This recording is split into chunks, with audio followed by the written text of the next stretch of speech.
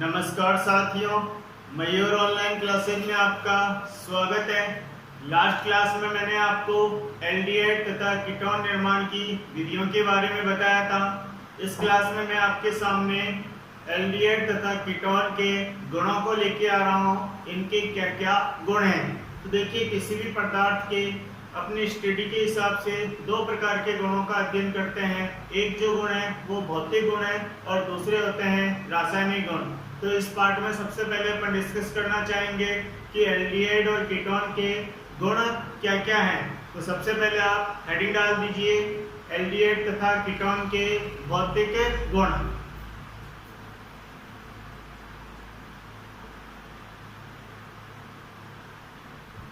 भौतिक गुण में सबसे पहले बात करते हैं अवस्था के बारे में दोस्तों, कि एल्डिहाइड कीटोन की अवस्था क्या है। तो सबसे पहले बात करते हैं जो HCHO है, फॉर्मेल्डिहाइड, जिसे आप मीथेनेल कहते हैं। ये जो मीथेनेल है, इसकी भौतिक अवस्था साथियों गैस होती है। मेथेनेल यानी एक कार्बन वाला एल्डिहाइड है, तो उसकी भौतिक अवस्था गैस है। देन इसके बाद में जो भी उचित आगे एल्डिहाइड कीटोन है, एक कार्बन से लेकर के C10 तक के जितने भी एल्डिहाइड अथवा कीटोन है, सारे के सारे वाष्पशील है, वाष्पशील द्रव है। आ रही बात समझ में? और अगर यदि C11 तथा उच्चतर 11 अथवा उससे ज्यादा कार्बन वाले एल्डिहाइड अथवा कीटोन है, तो ये ठोस अवस्था में होते हैं। एकमात्र एल्डिहाइड गैसीय अवस्था में। अगर यदि आपसे मैं पूछूं कीटोन की भौतिक अवस्था निम्न में से नहीं है, तो आपका आंसर गैस होगा, क्योंकि कीटोन कभी भी गैसीय अवस्था में नहीं होता है। लेकिन एल्डिहाइड है तो केवल और केवल मीथेनेल या फॉर्मेल्डिहाइड भौतिक अवस्था कमरे के ताप पर गैस है। अन्य सभी एल्डिहाइड और कीटोन कमरे के ताप पर द्रव अथवा ठोस अवस्था में एग्जिट करेंगे। तो सबसे पहली अवस्था कौन सी हो गई? भौतिक अवस्था। उसके बाद में बात करते हैं गंध। इनकी गंध क्या क्या है? तो निम्नतर जो एल्डिहाइड है, निम्नतर एल्डिहाइड यानी एक कार्बन से लेकर के 4 कार्बन तक, इनकी जो गंध होती है वो अरुचिकर होती है। अरुचिकर यानी वह गंध जो अपने को अच्छा नहीं लगता है, इस गंध को अरुचिकर गंध कहते हैं। तो एक कार्बन से लेकर के 4 कार्बन तक के जो एल्डिहाइड है, उनकी गंध होती है अरुचिकर। अगर कीटोन की बात करें तो निम्नतर जो कीटोन है, इनकी गंध होती है रुचिकर। कीटोन की गंध हमेशा रुचिकर ही होती है, ये बात ध्यान रखें। जैसे आपने नेल पॉलिश रिमूवर सुनी होगी, उसके अंदर क्या होता है? एसीटोन। और एसीटोन में कितने कार्बन है? 3 कार्बन है, और उसकी गंध कितनी प्यारी लगती है आपको। तो एल्डिहाइड जो है निम्नतर, उसकी गंध होती है अरुचिकर, जबकि उच्चतर है तो उसकी गंध कम थोड़ी बहुत आपको रुचिकर लगने लगे। लेकिन 4 कार्बन तक के जो एल्डिहाइड है, उसकी गंध अरुचिकर होती है। बाकी कीटोन है तो उसकी गंध आपको रुचिकर लगती है। ठीक है ना? भौतिक अवस्था हो गया, रंग हो गया, सॉरी गंध हो गया। इसके बाद में बात करते हैं तीसरे नंबर पे गलनांक और क्वथनांक, melting and boiling point. Melting point and boiling point, गलनांक एवं क्वथनांक।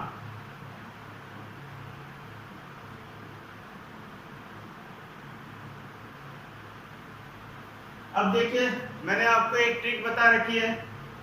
चाहे कोई सा भी यौगिक है, कार्बनिक यौगिक है, उसके गलनांक क्वथनांक अणुभार बढ़ने के साथ साथ ही क्या होते हैं? हमेशा बढ़ते हैं। तो एक बात तो आप ये हमेशा लिख दीजिए, गलनांक क्वथनांक समानुपाती होती है मॉलिक्यूलर वेट के।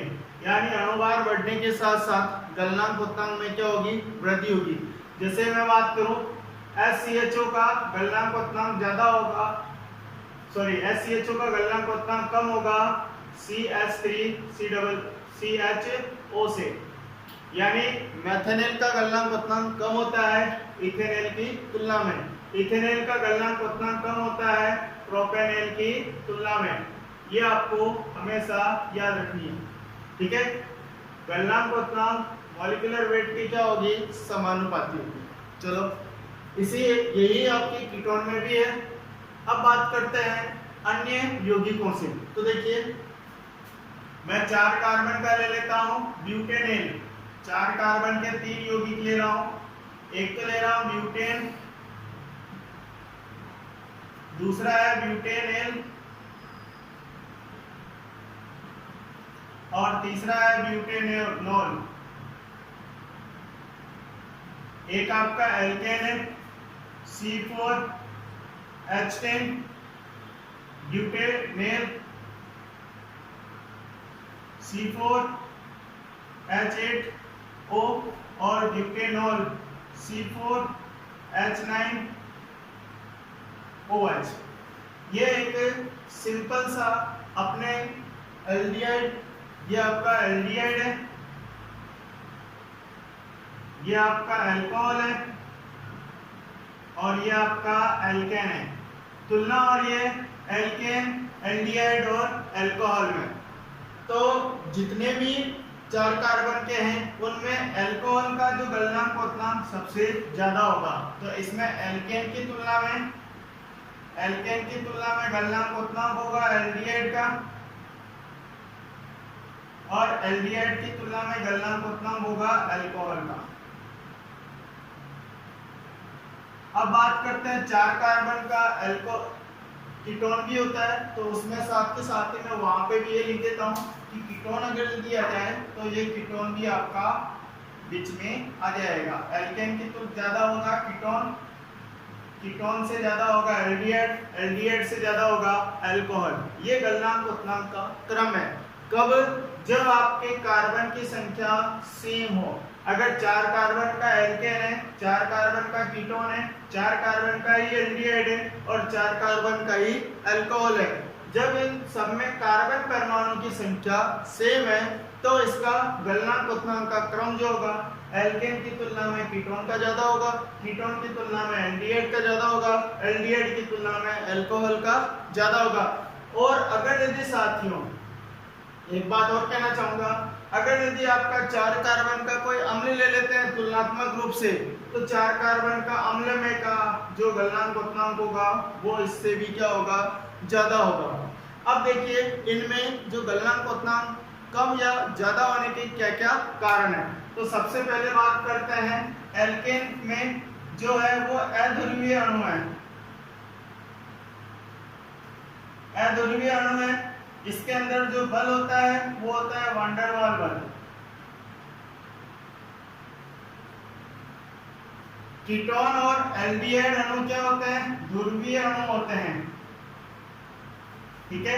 अल्कोहल और अम्ल के अंदर जो होते हैं दोस्तों वो हाइड्रोजन बंध पाया जाता है। इनके गलनांक उतनांक का जो क्रम बता रहा हूं मैं, किन कारण से इसके गलनांक उतनांक कम है। तो एल्केन अध्रुवीय अणु है जिसमें लंदन या प्रकर्णन बल पाया जाता है, जबकि एल्डिहाइड और कीटोन में ध्रुवीय होने के कारण से द्विध्रुव प्रेरित बल पाया जाता है, जो कि लंदन बल से क्या होता है, पावरफुल है, इसलिए इसका गलनांक उतना क्या होता है, अधिक होता है। हाइड्रोजन बंध अल्कोहल में होता है और अम्ल में होता है। तो अल्कोहल में हाइड्रोजन बंध है इसलिए इसका गलनांक इन तीनों से क्या है, ज्यादा है। अब बात करते हैं अम्ल में। तो अम्ल में हाइड्रोजन बंध भी है और एल्डिहाइड कीटोन के समान द्विध्रुव बल भी है। इस वजह से अम्ल का जो गलनांक उतना होगा उससे भी ज्यादा होगा। ये अपन इसी चैप्टर में, जैसे चैप्टर का नाम दे रखा है एल्डिहाइड कीटोन और कार्बोक्सिलिक अम्ल, तो वहां वापस से अपन एक बार डिस्कस करेंगे कि अम्ल में जो गलनांक उतनांक है वो इन सबसे ज्यादा क्यों होता है।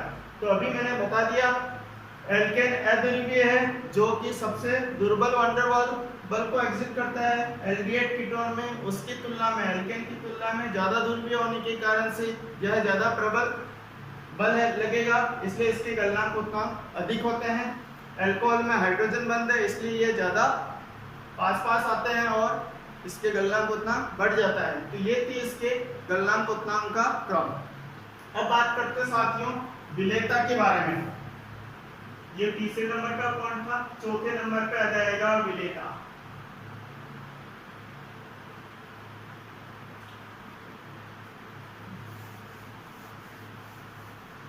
जितने भी कार्बनिक यौगिक होते हैं सामान्यतया जल में विलय नहीं होते हैं। यहाँ अपन दो चीजों के बारे में देखते हैं दोस्तों कि जो विलेयता है एक तो जल में किस तरह से घुल रही है और दूसरी विलेयता अपन कार्बनिक यौगिकों में देखते हैं।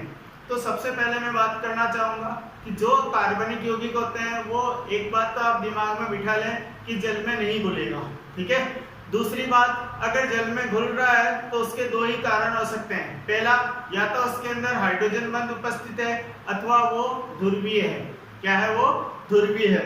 तो देखो एल्डिहाइड और कीटोन में आपस के जो अणु होते हैं उसमें तो हाइड्रोजन बंध की संभावना होती ही नहीं है, लेकिन जब उसे जल में घोल दिया जाता है तो वह जल के अणु के साथ में अंतरा अणुक हाइड्रोजन बंध का निर्माण कर लेते हैं, जिससे उसके विलेयता बढ़ जाती है। तो एल्डिहाइड और कीटोन जो होते हैं विलयशील होते हैं, लेकिन कुछ लिमिट तक। जैसे एक कार्बन का है तो वो घुलनशील है, 2 कार्बन का घुलनशील है, इसी तरह से 4 कार्बन तक के जो एल्डिहाइड अथवा कीटोन है वो जल में घुलनशील है।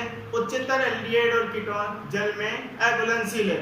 अब आपके माइंड में क्वेश्चन आ रहा होगा कि सर 1 2 3 4 कार्बन तक तो घुलनशील है, उच्चतर क्यों नहीं है? तो इसका आंसर आप एल्डिहाइड कीटोन के जो अणु है उसी के अंदर झांक के देखेंगे तो आपको आंसर मिल जाएगा। देखिए किस तरह से मिलता है। आपने 10th क्लास में 11th क्लास में मिसेल का नाम सुना होगा। साबुन के अंदर मेल जो साफ करते हैं उसके अंदर आपके 2 सिरे होते हैं, एक जल में घुलनशील और एक होता है जल में अघुलनशील। जो हाइड्रोकार्बन वाला भाग होता है वो जल में अघुलनशील है और जो COOH Na समूह वाला समूह होता है वह जल में घुलनशील होता है। हेड जो है जल में घुलनशील है, आयनिक भाग जल में घुलनशील है, अनआयनिक भाग या टेल जो है वो जल में अघुलनशील है अथवा हाइड्रोकार्बन वाला जो भाग है वो जल में अघुलनशील है। तो देखिए मैंने एल्डिहाइड लिखा CH3 CH2 CH2 CH। आप ध्यान से देखिए कि इसके अंदर 2 भाग है, एक तो है CHO समूह वाला भाग और एक है ये हाइड्रोकार्बन वाला भाग। ये जो CHO समूह वाला भाग है दोस्तों ये तो जल में घुलनशील है, जल में घुलनशील है। और ये जो हाइड्रोकार्बन वाला भाग है HC मतलब हाइड्रोकार्बन, ये जो भाग है ये जल में अघुलनशील है। तो अपने पास 2 पार्ट हो गए, एक जल में घुलनशील और एक जल में अघुलनशील। देखो ये एल्डिहाइड अथवा कीटोन है, CHO समूह जो है या कार्बोनिल जो समूह है इसकी संख्या में तो कोई परिवर्तन होगी नहीं। अगर यदि ये 3 कार्बन है, मैं यहाँ 4 कार्बन और बना दूं,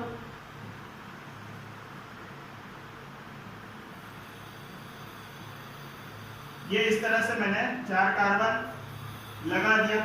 अब देखिए पहले 3 कार्बन प्रतिकर्षित कर रहा था जल को, अब ये 4 कार्बन प्रतिकर्षित करेगा। इसी तरह से धीरे धीरे हाइड्रोकार्बन वाला पार्ट क्या होगा? बड़ा होगा, और हाइड्रोकार्बन वाला पार्ट जितना अधिक बड़ा होगा जल में घुलनशीलता उतनी ही क्या होती जाएगी? कम होती जाएगी। तो क्या होगा? फॉर्मेल्डिहाइड की घुलनशीलता सबसे ज्यादा है, उससे कम एसिटाल्डिहाइड की, उससे कम प्रोपियोन एल्डिहाइड की और उससे कम ब्यूटेन एल्डिहाइड की घुलनशीलता है। 4 कार्बन तक घुलनशील है, उच्चतर नहीं है। तो इनकी घुलनशीलता का क्रम अगर यदि लिखें, एक तो मैं लिखता हूं HCHO सबसे ज्यादा घुलनशील होगा, उसके बाद में CH3 CHO उससे कम, C3 C2 H5 CHO और सबसे कम C3 H7 CHO।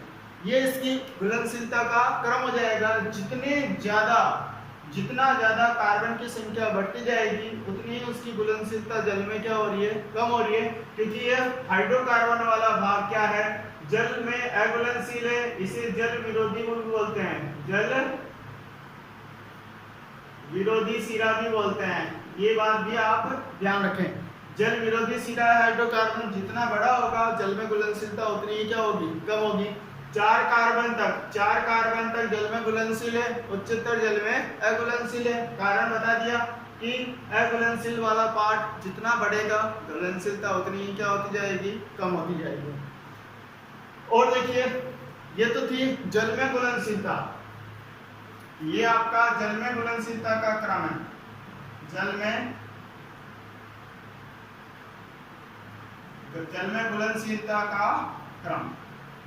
अगर यदि आपसे बात करें कि आप ऑर्गेनिक सॉल्वेंट कार्बनिक विलायकों में घुलनशीलता का क्रम लिखिए, तो इसका जस्ट क्या हो जाएगा, उल्टा। फॉर्मेल्डिहाइड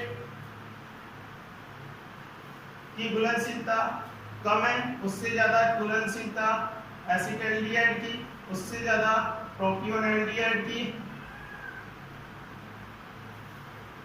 उससे ज्यादा 4 कार्बन वाला ब्यूटेनल्डिहाइड।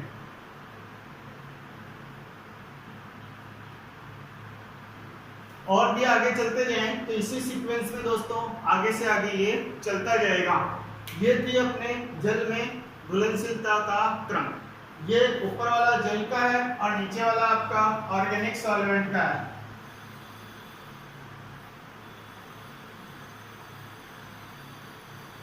ऑर्गेनिक सॉल्वेंट में घुलनशीलता का क्रम आ गया। तो ये दोस्तों 4 भौतिक गुण हैं। पहली भौतिक गुण है अपने अवस्था, दूसरी भौतिक गुण अपन ने देखा गलनांक उतना, तीसरा देखा गंध और चौथे नंबर पे देखा विलेयता के टर्म्स में। अब मैं अपन बात कर रहे हैं एल्डिहाइड और कीटोन के रासायनिक गुणों के बारे में। तो आप अगली हेडिंग डाल दें एल्डिहाइड और कीटोन के रासायनिक गुण।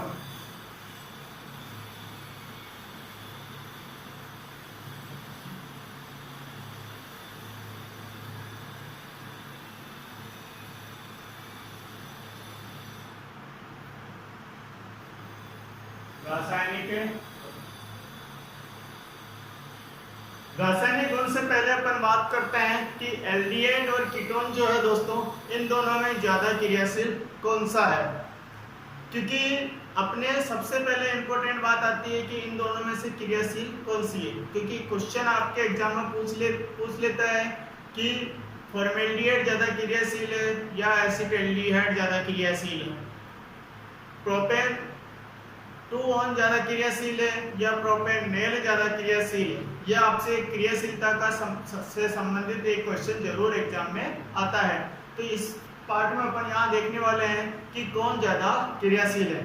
तो जैसा कि अपन बात कर रहे हैं एल्डिहाइड और कीटोन में कौन कौन सी अभिक्रिया देता है। तो पहली अभिक्रिया देता है नाभिक स्नेही योगात्मक अभिक्रिया।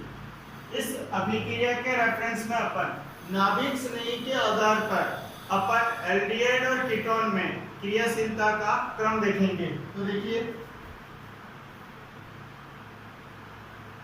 नाभिक स्नेही के जुड़ने के आधार पर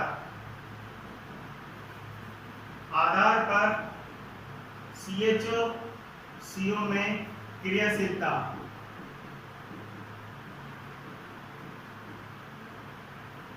CHO यानी एल्डिहाइड और CO यानी कीटोन, शॉर्टकट में लिख दिया हूं उसको।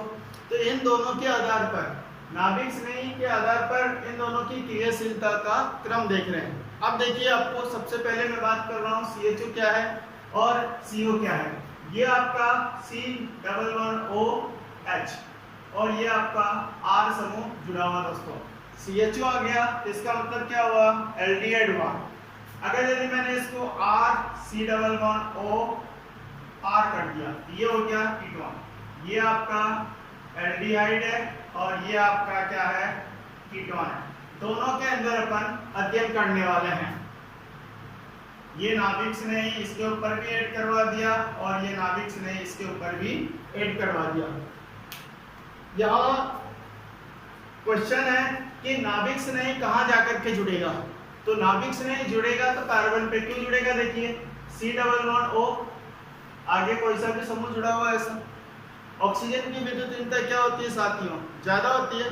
अब ऑक्सीजन की विद्युतीयता ज्यादा होगी तो इसके ऊपर क्या आएगा, ऋणावेश, और इस कार्बन के ऊपर क्या आएगा, धनावेश। तो नाभिक से नहीं कहाँ जाकर के जुड़ेगा, नाभिक से नहीं तो ऑलवेज कहाँ जाकर के जुड़ेगा, कार्बन के पास। अब नाभिक से नहीं कार्बन के पास जुड़ रहा है, जुड़ेगा ना, लेकिन कार्बन के पास आसानी से आक्रमण कब करेगा, जब इस धनावेश की मात्रा अधिक हो। अगर धनावेश की मात्रा ज्यादा होगा, जितने ज्यादा धन आवेश होगा और ये ऋणावेश उतने ही तीव्र गति से क्या होगा, उससे आकर्षित होगा, होगा कि नहीं होगा। अगर यदि मैं बात करूं इसके ऊपर -2 धनावेश है, ठीक है, सॉरी +2 धनावेश है, तो नाभिक से नहीं क्या होगा, उतनी ही आसानी से आक्रमण करेगा। अगर इसके ऊपर +1 है धनावेश, तो ये नाभिक से नहीं का आक्रमण इसके ऊपर क्या होगा, धीमा होगा ना। अरे भैया आपने नहीं देखा क्या, छोटे चुंबक को आप आसपास ले जाओगे तो वो कम गति से एक दूसरे को आकर्षित करते हैं, और समान ध्रुव है तो एक दूसरे को उतनी ही गति से प्रतिकर्षित भी करेंगे। लेकिन अगर दो बड़े चुंबक को आप पास ले जाओगे तो वो क्या होंगे, तीव्र गति से एक दूसरे को क्या करेंगे, आकर्षित करेंगे। तो कहने का मतलब है कार्बन के ऊपर जितना ज्यादा धनावेश होगा, ये नाभिक से नहीं उतनी ही तीव्र गति से क्या करेगा, आक्रमण करेगा। और कार्बन के ऊपर धनावेश की मात्रा कम हो जाएगी, ये नाभिक से नहीं का आक्रमण भी क्या होगा, धीमा होगा ना। तो उसी के आधार पर अपन बात कर रहे हैं कि नाभिक स्नेह इस कार्बन पर किस वेग से आक्रमण करेगा, और जिसमें ज्यादा गति से आक्रमण करेगा उसकी क्रियाशीलता उतनी ही क्या होगी, ज्यादा होगी। तो देखिए सबसे पहले नाभिक स्नेह इस कार्बन के ऊपर आक्रमण करेगा, ये बात फिक्स हो गई, और जिस गति से आक्रमण करेगा उसकी क्रियाशीलता उतनी ही क्या मानी जाएगी, ज्यादा मानी जाएगी। अब देखिए यहाँ दो चीजें आ रही है, एक तो समूह दिख रहा आपको R दिख रहा, दूसरा समूह दिख रहा आपको एल्डिहाइड में हाइड्रोजन भी दिख रहा। अब हाइड्रोजन जो है और एक एल्किल समूह है, इन दोनों में तुलना की जाए तो आपको मैंने 11 में भी बता रखा है और यहाँ पे भी पिछले चैप्टर में बताया हुआ है कि हाइड्रोजन का किसी भी प्रकार से कोई प्रभाव नहीं मानते हैं, जबकि एल्किल समूह का प्लस प्रभाव मानते हैं। प्लस का मतलब इलेक्ट्रॉन देने वाला, प्लस का मतलब क्या है, इलेक्ट्रॉन देने वाला। अब देखो क्या हुआ, ये एल्किल समूह है, इलेक्ट्रॉन देगा। अगर ये इलेक्ट्रॉन देगा तो इसके ऊपर धनावेश आएगा या ऋणावेश आएगा, ऋणावेश आएगा। इसके ऊपर ऋणावेश की मात्रा क्या होगी दोस्तों, बढ़ जाएगी। जबकि यहाँ दो एल्किल समूह है तो दो एल्किल समूह इलेक्ट्रॉन देंगे, तो दो एल्किल समूह देने के कारण से ऋणावेश की मात्रा क्या होगी, और ज्यादा हो जाएगी, ऋणावेश की मात्रा और ज्यादा होगी। और ये भी आपका ऋणावेश है, तो ये ऋणावेश और आने वाला भी ऋणावेश है, तो ऋणावेश एक दूसरे को क्या करेंगे, प्रतिकर्षित करेंगे, और प्रतिकर्षित करने के कारण से इसकी क्रियाशीलता कम होती है, इसकी क्रियाशीलता ज्यादा होती है। अगर यदि आपसे मैं बोलूं फॉर्मेल्डिहाइड की कंडीशन क्या है, तो फॉर्मेल्डिहाइड में कंडीशन और कुछ अलग है। ये आपका फॉर्मेल्डिहाइड है और फॉर्मेल्डिहाइड में दोनों हाइड्रोजन है, तो दोनों हाइड्रोजन में हाइड्रोजन का कोई प्रभाव नहीं है, तो दोनों में इलेक्ट्रॉन नहीं आएगा। नाभिक स्नेह क्या होगा, अपने उच्चतम वेग से इसके ऊपर आक्रमण करेगा, तीव्रतम वेग से। जबकि अन्य एल्डिहाइड में क्या हुआ, ये R समूह इस पे इलेक्ट्रॉन दे रहा है, इस पे इलेक्ट्रॉन देने के कारण से नाभिक स्नेह उतनी तीव्र वेग से आक्रमण नहीं करेगा जितने वेग से किसमें करेगा, फॉर्मेल्डिहाइड में। आगे बात समझ, कीटोन में दो एल्किल समूह होने के कारण से कार्बन के ऊपर ऋणावेश की मात्रा और बढ़ जाती है, जिससे नाभिक स्नेह का आक्रमण क्या होता है, और कम हो जाता है। यही कारण है कि इनकी अगर यदि क्रियाशीलता का क्रम लिखूं मैं आपसे के सामने, तो सबसे ज्यादा क्रियाशील क्या होगा, फॉर्मेल्डिहाइड। फॉर्मेल्डिहाइड से कम क्रियाशील कौन होगा, अन्य एल्डिहाइड, और उससे कम क्रियाशील कौन सा होगा, कीटोन होगा। ये इसकी क्या हो गया दोस्तों, क्रियाशीलता का क्रम हो गया। तो एक बार मैं थ्योरेटिकल लिख देता हूं, आप भी थ्योरेटिकल लिख दें। तो सबसे पहले CO की क्रियाशीलता, पहला क्रम है प्रेरणिक प्रभाव के आधार पर, प्रेरणिक प्रभाव के आधार। आप लोग मेरे साथ के साथ ही लिखते चलें, समझ में तो आएगा इसका क्रम, है ना। देखिए नाभिक स्नेही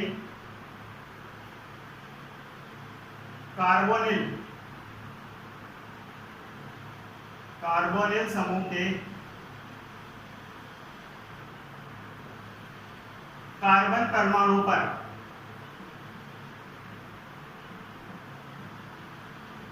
आक्रमण करता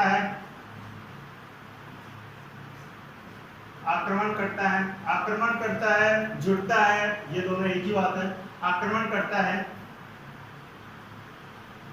यह दर जितनी अधिक होगी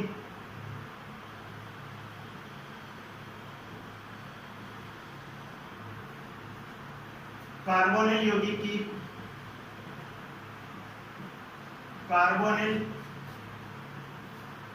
यौगिक की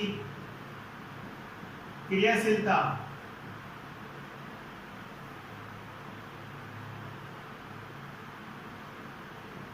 उतना ही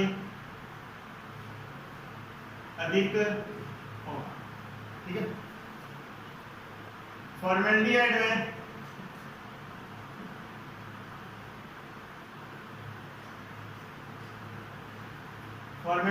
में कार्बोनिल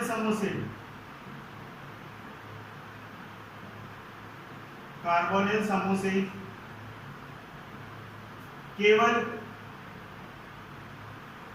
हाइड्रोजन एटम एक जुड़ा है, अतः यह सर्वाधिक क्रियाशील एल्डिहाइड है। अगर आपसे कोई पूछे कि सबसे ज्यादा क्रियाशील एल्डिहाइड का नाम बताइए, तो आपका आंसर क्या होना चाहिए? फॉर्मेल्डिहाइड। दूसरी बात करते हैं, अन्य एल्डिहाइड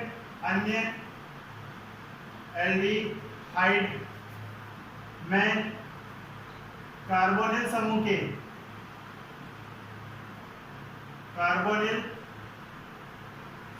के एक और एल्किल समूह होने से एल्डिहाइड की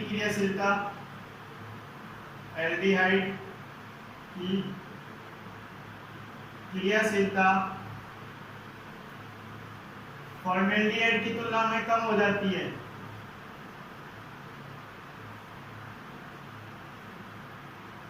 फॉर्मेल्डिहाइड की तुलना में कम होती हैं। अगर आपको केवल एल्डिहाइड की तुलना देखा जाए, तो केवल एल्डिहाइड में फॉर्मेल्डिहाइड सबसे ज्यादा क्रियाशील है, उससे कम एसिटाल्डिहाइड, उससे कम प्रोपेनॉल्डिहाइड और उससे कम C3H7 ब्यूटेनॉल्डिहाइड। जैसे जैसे कार्बन की संख्या बढ़ती जाएगी, उसकी क्रियाशीलता उतनी ही कम होती जाएगी। ये बात ध्यान रखना। किसके आधार पर? नाभिक स्नेही के जुड़ने के आधार पर। यहाँ ये कंडीशन है। कीटोन की बात करें तो कीटोन में तो आप लिख ही लोगे कि कीटोन में दोनों साइड में क्या लिख सकते हो? अन्य एल्डिहाइड में कार्बोनिल समूह में एक तरफ है, या लिखोगे कीटोन में कार्बोनिल समूह के दोनों और एल्किल समूह होने के कारण से कीटोन की क्रियाशीलता क्या है? एल्डिहाइड की तुलना में भी दोस्तों कम होती है। यही कारण है कि कीटोन कम क्रियाशील है नाभिक स्नेही के यौग के प्रति। ठीक है, चलो इसको रब कर लेते हैं। आप लिख लीजिए फटाफट से।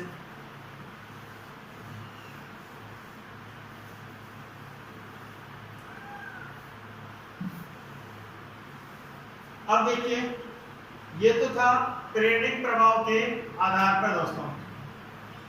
दूसरे पर बात करते हैं, जो बाधा है तो वो क्या है? वो है त्रिविमीय बाधा।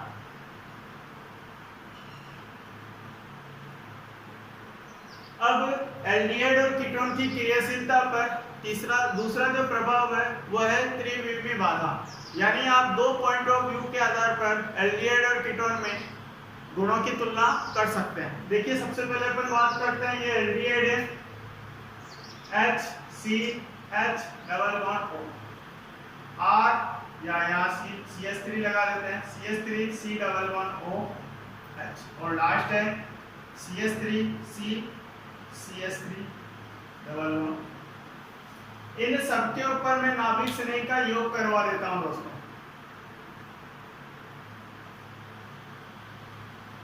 इनके ऊपर अगर नाभिक स्नेह का योग करवा दूं तो क्या होगा?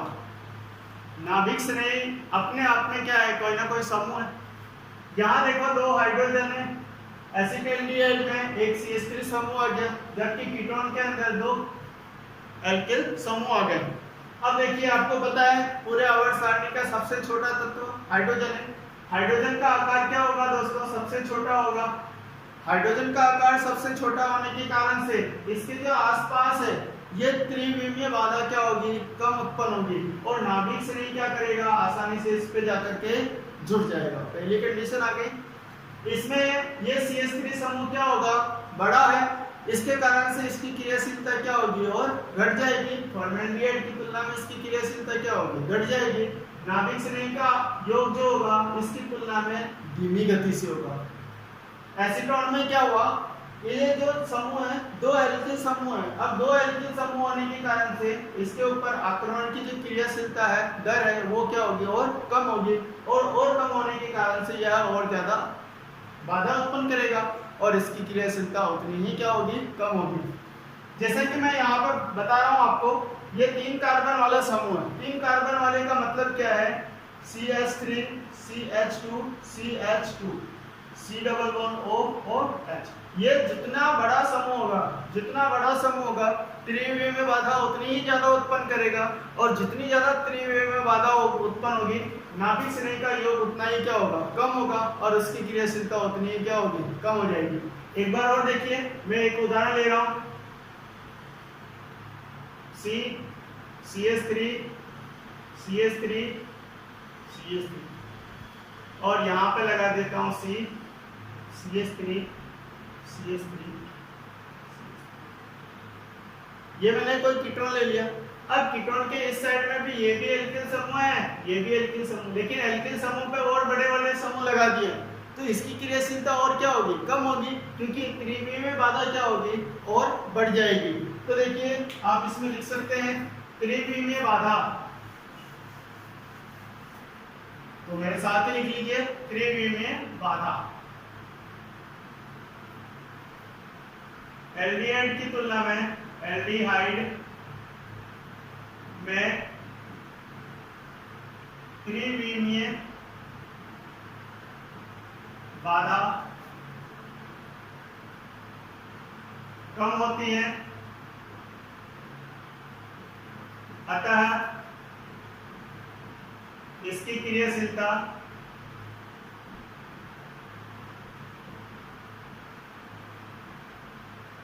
यूं कहें, अतः नाभिक स्नेह का योग आसानी से हो जाता है।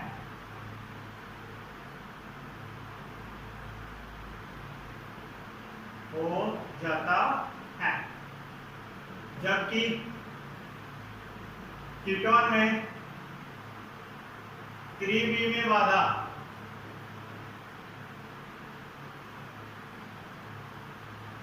अधिक होने के कारण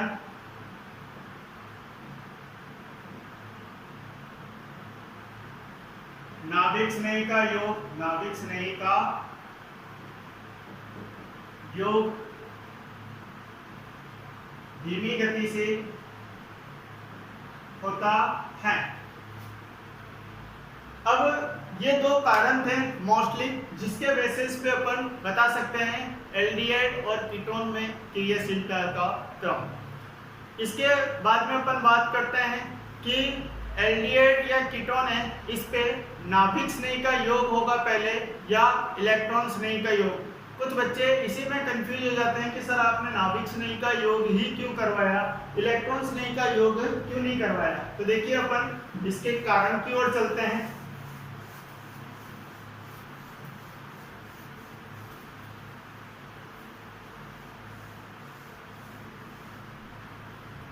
ये आपका कार्बोनिल समूह है। कार्बोनिल समूह के ऊपर मैं योग करवा देता हूं, इलेक्ट्रॉन्स नहीं, नाभिक्स नहीं।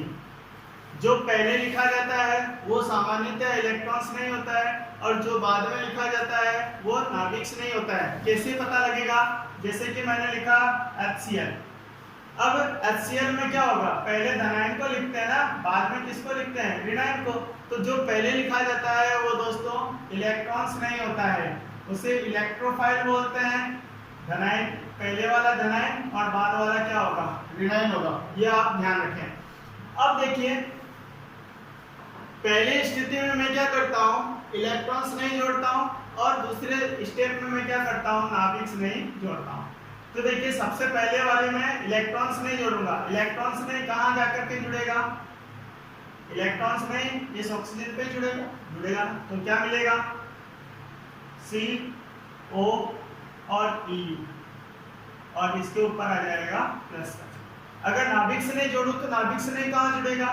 तो नाभिक से नहीं जुड़ेगा इस कार्बन में। तो देखो क्या बनेगा, ये नाभिक से नहीं यहाँ जुड़ गया, और यहाँ आ जाएगा O। ठीक है, ये नाभिक से नहीं जुड़ गया। जो जुड़ेगा उसी के अनुरूप उस पे आ जाएगा। अगर इलेक्ट्रॉन से नहीं जोड़ता हूँ तो इलेक्ट्रॉन से नहीं, जिस जगह जुड़ेगा उसके पास वाले पे क्या करेगा? अपने जैसे ही आवेश लेके आएगा। और देखिए क्या हुआ, इस कार्बन का क्या है? अष्टक अपूर्ण है। इस कार्बन का अष्टक क्या है? अपूर्ण है। जो आवेश बन रहा है दोस्तों उसी के ऊपर बात करते हैं। इस कार्बन का अष्टक अपूर्ण क्यों है? जैसे कि मैं इधर लगा देता हूँ R समूह, यहाँ भी क्या आ जाएगा? R, यहाँ भी क्या होगा? R। एक बंध में 2 इलेक्ट्रॉन होते हैं, तो 2 इलेक्ट्रॉन 2 इलेक्ट्रॉन 2 इलेक्ट्रॉन 6 आते हैं। और मैंने आपको 11वीं के अंदर 12वें चैप्टर में जितने भी कारक धनायन है उसके अंदर वाहितम कोश में 6 इलेक्ट्रॉन का कंसेप्ट बताया था गिन के। तो यहाँ पर भी कितने इलेक्ट्रॉन है? तो यहाँ पर भी दोस्तों 6 इलेक्ट्रॉन ही है। अब 6 इलेक्ट्रॉन होने के कारण से अष्टक क्या हुआ? अपूर्ण हुआ। जबकि यहाँ ऑक्सीजन के ऊपर बात करें तो ऑक्सीजन के वाहितम कोश में कितने इलेक्ट्रॉन है? तो ऑक्सीजन के वाहितम कोश में है 8 इलेक्ट्रॉन। 6 तो इसके और 2 इस बंध के कारण से। तो इस यहाँ पर अष्टक क्या है? पूर्ण है। अष्टक पूर्ण है। अब नाभिक स्नेह का योग होता है तो सभी परमाणुओं का अष्टक पूर्ण होता है, जबकि इलेक्ट्रॉन स्नेह का अष्टक पूर्ण होता है।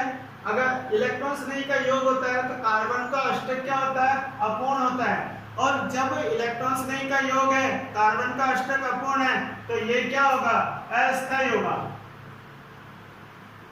अस्थायी होगा। और जो जितना ज्यादा अस्थायी होता है उसकी क्रियाशीलता उतनी भी क्या होगा? अधिक होगा। इसको बोलते हैं अत्यधिक